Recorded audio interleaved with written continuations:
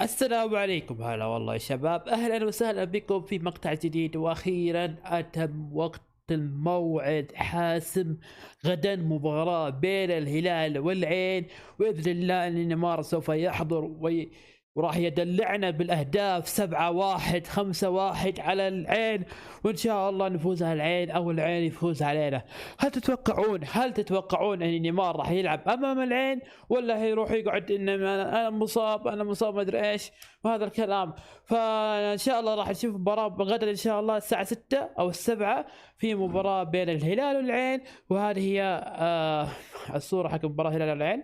فايش رايكم؟ هل نصور بث مباشر ولا هل نصور الاهداف فقط؟ لاني بصراحه البث المباشر حليت سويت مشاكل مره كثيره هناك وما عرفت الحلول، فخلاص استسلمت الصراحه. فنسال اللايك والمتابعه والاشتراك، وانتظرونا المباراه بين الهلال والعين.